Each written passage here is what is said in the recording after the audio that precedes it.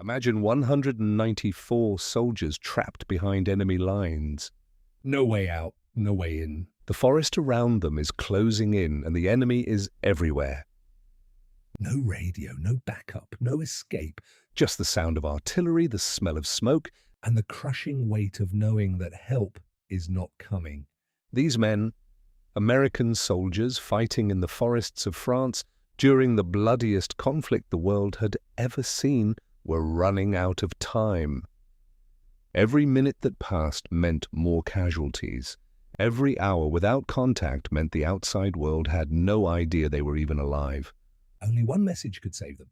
And that message, the single thread between life and death for nearly 200 men, would be carried not by a soldier, not by a radio operator, not by a rescue team.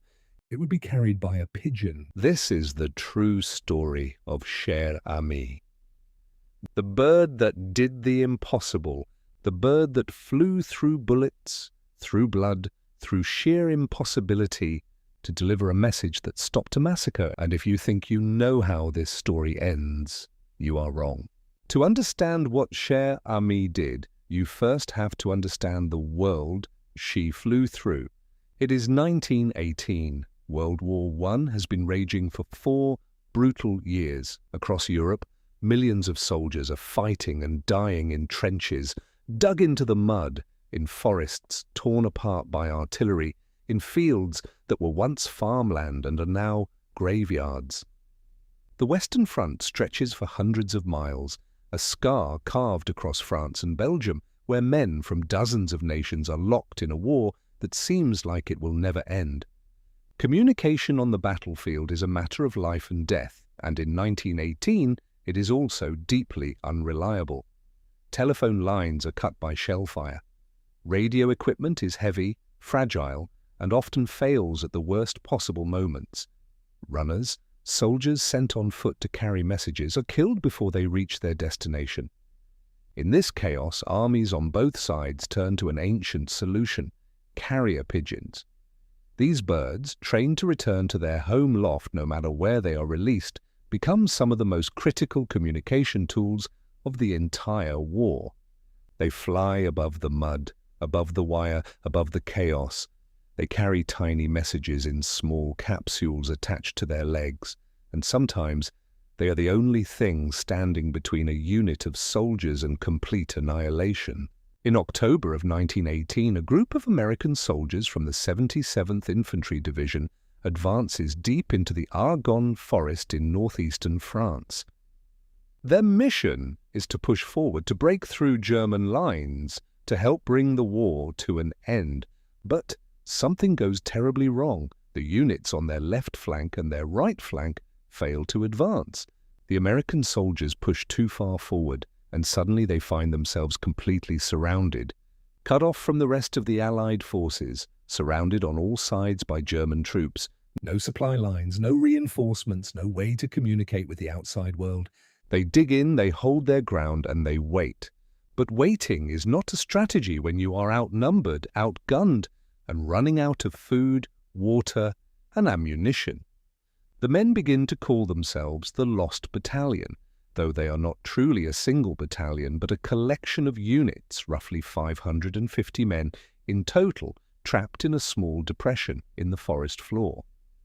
The situation grows worse by the hour, casualties mount, morale crumbles, and then just when it seems like things cannot possibly get any worse, something happens that threatens to kill them all, not from the enemy, from their own side. American artillery, positioned miles away and working from outdated maps, begins shelling the forest. The commanders behind the lines believe they are targeting German positions. They have no idea that their own men are directly in the line of fire. Shells begin falling among the trapped soldiers. Men who have already survived days of enemy fire are now being killed by American guns. The situation is beyond desperate. It is catastrophic. The commanding officer, Major Charles Whittlesey, knows that if the shelling continues, there will be no Lost Battalion left to rescue. He needs to get a message out immediately. He needs to tell the artillery exactly where his men are and order them to stop firing. But every conventional method of communication has already failed. Telephone lines are cut. Runners sent out have been killed or captured before reaching friendly lines. The only option left is the Pigeons, the small team of carrier pigeons that had been brought along for exactly this kind of emergency. If a pigeon can make it back to the command loft, the message will be read, the coordinates will be corrected, and the shelling will stop. If the pigeon does not make it, the men will continue to die under their own artillery fire until there is no one left. The first pigeon is released. It climbs into the sky above the forest, circles once, and then is shot down by enemy fire. The second pigeon is released. It disappears into the trees and never arrives at its destination. The soldiers watch each bird go with a mixture of desperate hope and growing dread. Each failed attempt is not just a logistical setback, it is a death sentence for more of their comrades. The shelling continues, the casualties continue, and the window of time in which a message can make any difference is closing fast. One by one, the pigeons are gone, and then the men look at what remains. One pigeon, a single bird, their last chance. The message is written describing their exact location, begging the artillery to stop, signed by Major Whittlesey himself. The tiny capsule is attached to the bird's leg, and then they look at her. Her name was Cher Ami. Cher Ami, which means dear friend in French, was a black check cock carrier pigeon, though she was often referred to as female in historical accounts, donated to the United States Army Signal Corps by the British. She had already completed 12 successful missions before this moment. 12 times she had carried messages through dangerous skies and arrived safely at her destination. But nothing she had faced before could prepare her for what was coming. The message attached to her leg read, in part, "We are along the road parallel to 276.4. Our own artillery is dropping a barrage directly on us. For heaven's sake, stop it." 194 lives depended on those words reaching the command post. Major Whittlesey held her for a moment. Then he released her into the sky, and the world held its breath. The moment Cher Ami takes flight, the German soldiers below spot her. They know what a carrier pigeon means.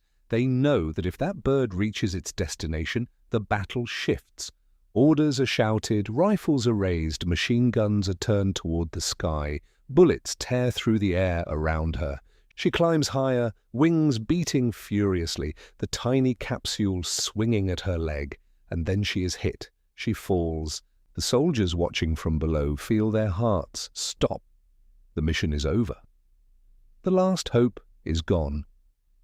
But then something happens that no one can fully explain, something that turns a tragic story into a legendary one. Cher Ami does not stay down.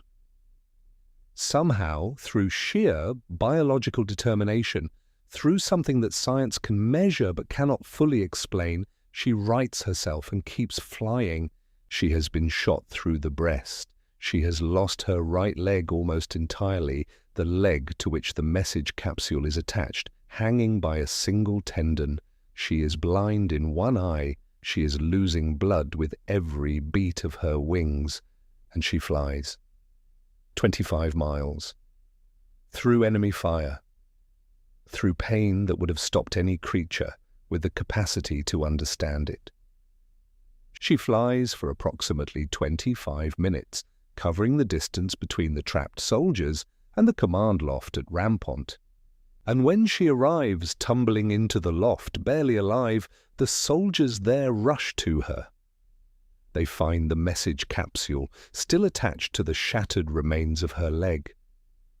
They read the coordinates. They send the order. The artillery stops.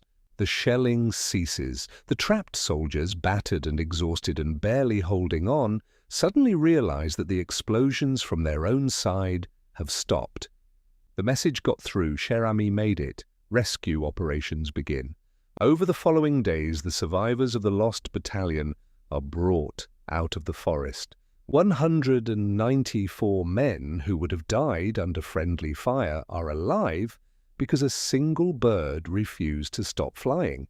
Cher Ami herself is treated by army veterinarians who work desperately to save her life. They carve a small wooden leg for her to replace the one she lost. She survives. She is awarded the Croix de Guerre, one of France's highest military honors, with a gold palm for her service. She becomes a symbol not just of the war, but of something deeper, of the idea that the smallest, most unlikely messenger can carry the most important truth. She wasn't a soldier. She didn't carry a weapon. She had no understanding of the war raging around her, no concept of nations or politics or the reasons why men were killing each other in the forests of France.